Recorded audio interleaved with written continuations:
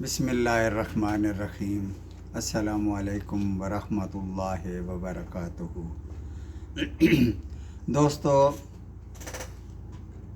آج ہم قرآن مجید کا ترجمے کا سلسلہ آگے بڑھاتے ہوئے آیت نمبر 51 سے 60 تک کا ترجمہ پڑھیں گے۔ کل ہم نے آیت نمبر 50 میں پڑھا تھا کہ ہم نے تمہارے لیے دریا کو پھاڑ دیا۔ اس کی تفسیر کچھ یوں ہے کہ جب موسیٰ علیہ السلام اپنی قوم کو لے کر مصر سے نکلے تو فرعونیوں کو پتہ چل گیا کہ ہمارے غلام تو جا رہے ہیں، ہمارے کام کون کرے گا؟ تو فرعون بنی اسرائیل کو روکنے کے لیے اپنا لشکر لے کر پیچھے آیا۔ بنی اسرائیل کو نے دیکھ لیا کہ فرعون لشکر لے کر آ رہا ہے۔ سب ڈر گئے کہ اب خیر نہیں، آگے دریا ہے، پیچھے فرعون کا لشکر ہے۔ دریا عبور کرنے کا کوئی سامان نہیں تھا، کوئی کشتی وغیرہ نہیں تھی۔ تو حضرت موسیٰ علیہ السلام نے دریا میں اپنا عصا مارا اور دریا 2 حصوں میں تقسیم ہو گیا۔ پانی دیوار کی طرح دونوں طرف کھڑا ہو گیا اور راستہ بن گیا۔ جب بنی اسرائیل دوسرے کنارے پہنچے تو اتنے میں فرعون بھی اپنا لشکر لے کر دریا میں داخل ہو گیا اور پھر پانی آپس میں مل گیا۔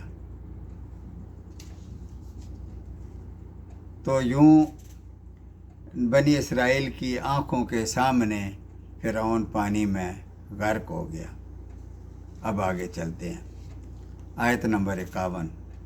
اور ہم نے حضرت موسیٰ علیہ السلام سے 40 راتوں کا وعدہ کیا اور تم نے ان کے پیچھے ایک بچھڑے کو معبود بنا کر اس کی پوجا شروع کر دی اور تم ظالم بن گئے۔ بنی اسرائیل میں ایک سامری جادوگر تھا، اس نے بچھڑا کچھ اس طرح بنایا، جب اس میں سے ہوا گزرتی تھی تو وہ آواز نکالتا تھا۔ تو اس سامری نے کہا کہ اللہ تو یہ ہے، معبود تمہارا یہ ہے۔ موسیٰ علیہ السلام خواہ مخواہ کوہ طور پر چلے گئے۔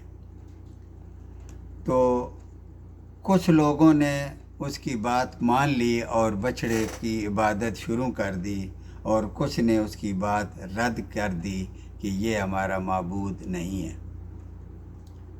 آیت نمبر 52۔ اس کے باوجود، یعنی اس شرک کے باوجود، ہم نے تمہیں معاف کر دیا تاکہ تم شکر کرو۔ آیت نمبر 53۔ ہم نے حضرت موسیٰ علیہ السلام کو تمہاری ہدایت کے لیے کتاب اور معجزے عطا کیے۔ آیت نمبر 54۔ اور جب حضرت موسیٰ علیہ السلام نے اپنی قوم سے کہا، اے میری قوم، بچھڑے کو معبود بنا کر تم نے اپنی جانوں پر ظلم کیا ہے، اب تم اپنے پیدا کرنے والے کی طرف رجوع کرو اور اپنے کو آپس میں قتل کرو۔ آپس میں قتل کا مطلب یہ ہے کہ ہر قبیلے کے وہ لوگ جن لوگوں نے بچھڑے کو معبود نہیں بنایا، وہ ان لوگوں کو قتل کریں جنہوں نے بچھڑے کو معبود بنایا تھا۔ یعنی وہ مرتد ہو گئے تھے اور مرتد کی سزا قتل ہے۔ اور اللہ کے نزدیک تمہاری بہتری اسی میں ہے۔ اس حکم پر عمل کرنے کے بعد اللہ نے تمہاری توبہ قبول کی، اور وہ توبہ قبول کرنے والا اور رحم کرنے والا ہے۔ آیت نمبر 55۔ اور اس وقت کو بھی یاد کرو جب تم نے حضرت موسیٰ علیہ السلام سے کہا تھا کہ جب تک ہم اپنے رب کو اپنی آنکھوں سے دیکھ نہ لیں ہم ہرگز ایمان نہ لائیں گے۔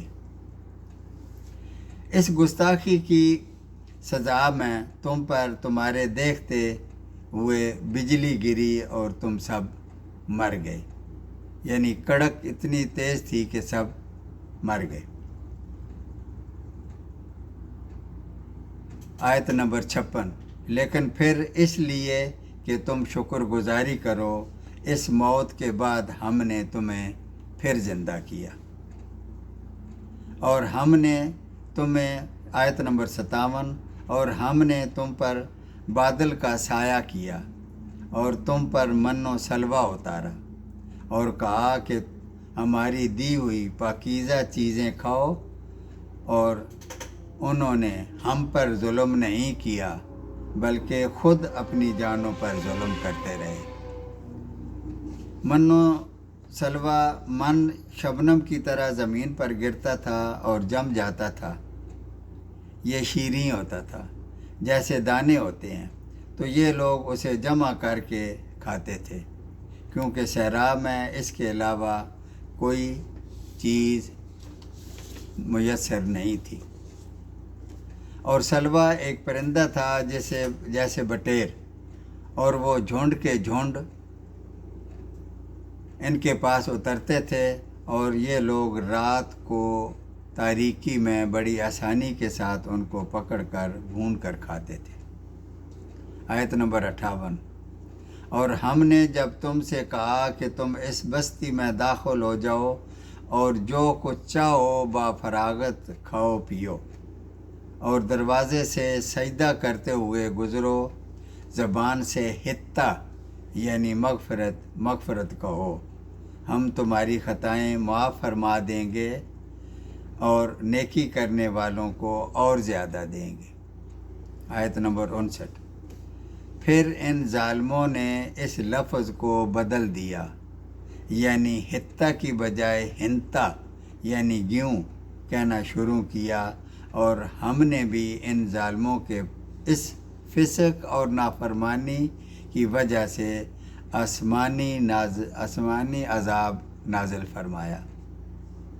آیت نمبر 60، اور جب حضرت موسیٰ علیہ السلام نے اپنی قوم کے لیے پانی مانگا تو ہم نے کہا اپنا عصا پتھر پر یعنی چٹان پر مارو، جس سے 12 چشمے پھوٹ نکلے، اور ہر قبیلے نے اپنا چشمہ پہچان لیا، اور ہم نے کہہ دیا کہ اللہ تعالیٰ کے رزق سے کھاؤ پیو اور زمین میں فساد نہ پھیلاتے پھرو۔ صدق اللہ العظیم۔